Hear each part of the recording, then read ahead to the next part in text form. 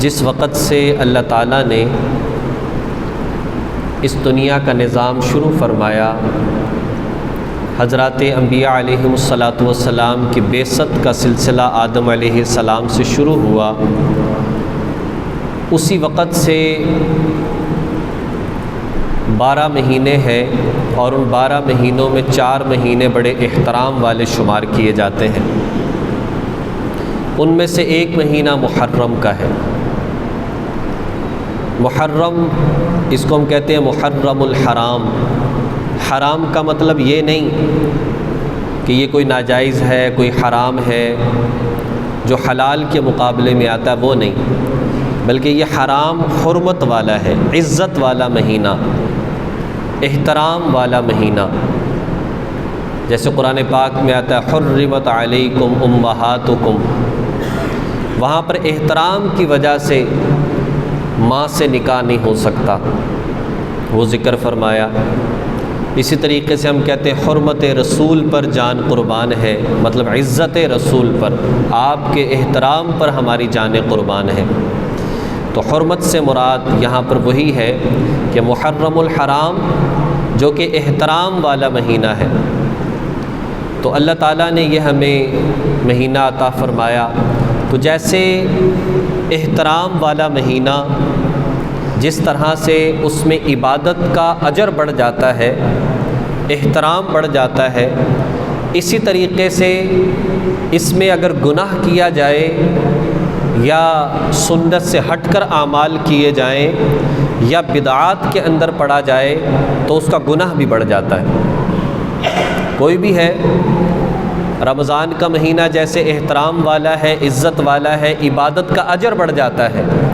تو اگر اس میں گناہ کیا جائے تو گناہ بھی بڑھ جاتا ہے، برائی بڑھ جاتی ہے۔ مسجد ہے تو وہاں پر آ کر نماز پڑھنے سے نماز کا درجہ بڑھ جاتا ہے، اور مسجد میں اگر کوئی گناہ کرے تو اس گناہ کی برائی بھی بڑھ جاتی ہے۔ اسی طرح سے یہ ماہ مبارک، اس کو بھی احترام کا مہینہ کہا جاتا ہے، تو اس میں اچھے اعمال کیے جائیں، سنت کے مطابق اعمال کیے جائیں، صحابہ کی زندگی کو پڑھا جائے، بیان کیا جائے، اپنایا جائے تو اس کا اجر بڑھ جاتا ہے۔ اور اگر ان کو سامنے رکھ کر اپنی طرف سے تراشی ہوئی باتوں کو دین سمجھا جائے اور اس بنیاد پر اس ماہ مبارک کو منحوس سمجھا جائے، اور اس مبارک مہینے میں بہت سارے کاموں کو جو عبادت سے تعلق رکھتے ہیں ان کو اگر چھوڑ دیا جائے تو یہ بھی ایک تو عبادت سے محروم ہونے والی بات ہے، اور دوسرا اگر یہ عقیدہ رکھا کہ ان چیزوں کا چھوڑنا لازم ہے تو بعض اوقات اس کی وجہ سے انسان دائرہ اسلام سے بھی نکل جاتا ہے۔ تو اللہ رب العزت نے، جیسے بعض لوگ سوال کرتے ہیں جی یہ اگر مہینہ ہے تو اس مہینے میں چونکہ صحابہ کرام کی شہادتیں ہیں، خاص طور پر 10 محرم الحرام ہے، تو اس بنیاد پر کیا ہم قربانی جو کہ ابھی گزری ہے، کیا ہم گوشت کھا سکتے ہیں؟ کیا ہم جو ہے چارپائی بیڈ وغیرہ پر سو سکتے ہیں؟ کیا ہم جو ہے کوئی شادی بیاہ کسی کا یا اسی طریقے سے کوئی بچے کی پیدائش ہے تو کیا اس بچی کی پیدائش کی ہم مبارکباد دے سکتے ہیں؟ تو دیکھیں اس میں تو کوئی برائی والی بات نہیں ہے، اس میں تو کوئی ایسی بات نہیں ہے۔ اللہ تعالیٰ کی ذات نے کھانے پینے کو سارا سال حلال قرار دیا ہے، اسی طریقے سے جو بیچارہ پیدا ہوا اس پیدا ہونے والے کا کیا قصور ہے جو اس کی ہم مبارکباد نہیں دے سکتے؟ تو ایسی بات نہیں ہے، یہ ساری خود تراشیدہ باتیں ہیں، ان چیزوں سے بچنا چاہیے۔ ہاں اتنی بات ضرور ہے کہ یہ دن، یہ تاریخ، یہ مہینہ احترام والا ہے، اور 10 محرم الحرام تو پورے محرم کے مہینے کا دل ہے۔ 10 محرم الحرام، نبی علیہ السلام کی آمد سے قبل اس دن کا سارے لوگ احترام کیا کرتے تھے۔ نبی علیہ السلام جب مدینہ منورہ تشریف لائے اور آپ علیہ السلام نے کچھ عرصہ گزرا، جب یہودیوں کے ساتھ کچھ معاملات کرنے شروع ہوئے اور صورتحال کو دیکھا تو پتہ چلا کہ جو یہود ہیں وہ 10 محرم کا روزہ رکھتے ہیں، اور یہ حضور علیہ السلام کا تقریباً آخری زمانہ ہے۔ تو نبی علیہ السلام نے پوچھا بھی روزہ کیوں رکھتے ہو؟ کہا جی کہ ہمارے نبی حضرت موسیٰ علیہ السلام اور ان کی قوم بنی اسرائیل کو اللہ تعالیٰ نے فرعون سے نجات عطا فرمائی تھی، اس شکرانے کے طور پر ہم اس دن میں روزہ رکھتے ہیں۔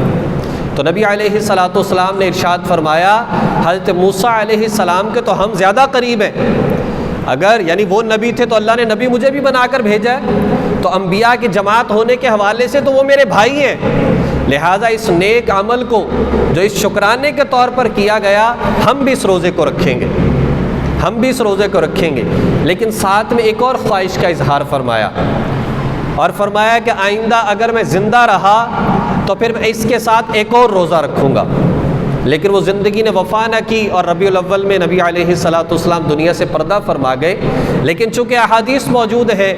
صحابہ کا عمل موجود ہے، فقہاء کرام، علماء کرام اور مسلمانوں کا عمل موجود ہے کہ وہ 10 محرم کے ساتھ 9 کا روزہ رکھتے ہیں، یا اس کے ساتھ 11 کا بھی روایات کے اندر آتا ہے کہ 11 کو روزہ رکھ لیا جائے۔ تو روزہ رکھنا ایک عبادت والا کام ہے۔ جہاں پر ہم روزہ رکھ رہے ہیں، اگر اسی 10 میں یا 9 میں یا پہلے 10 دنوں میں یا بعد کے دنوں کے اندر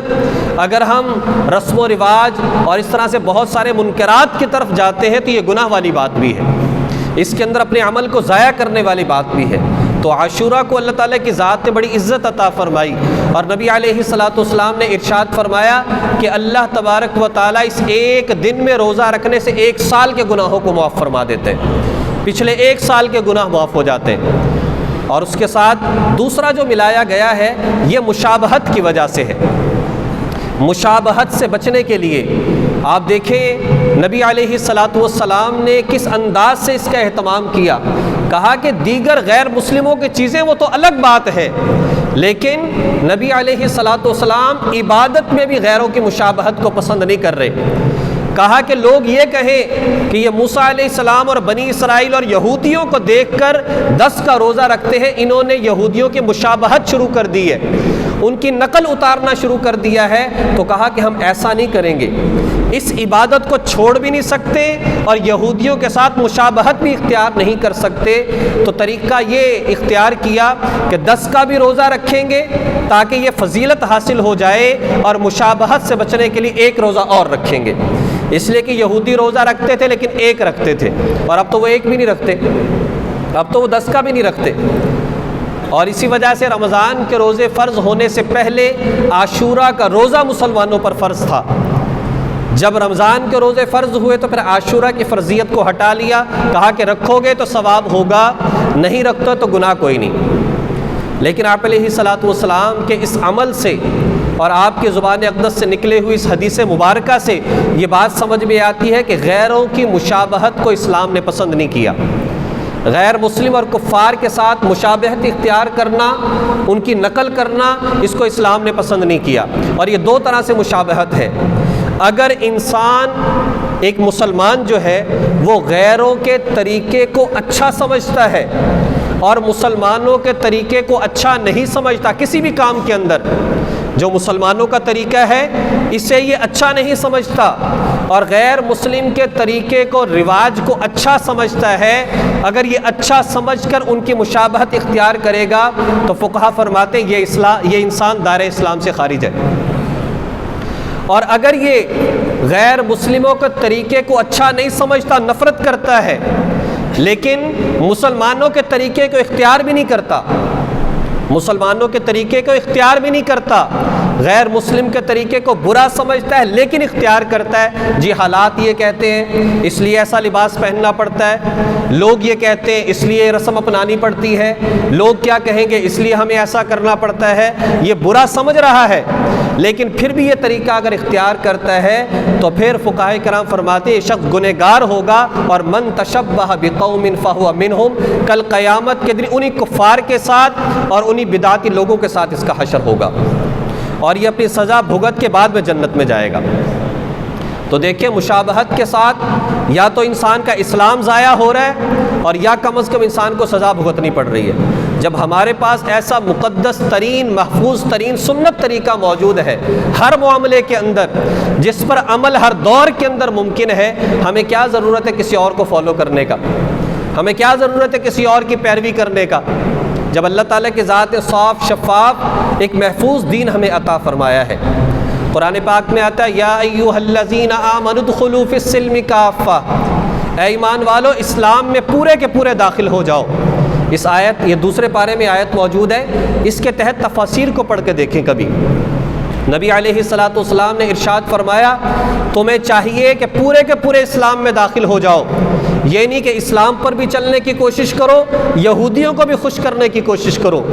اسلام پر بھی چلنے کی کوشش کرو، نصرانہ کو بھی خوش کرنے کی کوشش کرو۔ کہا یہ ٹھیک نہیں ہے، اور اس کے تحت مفسرین نے لکھا،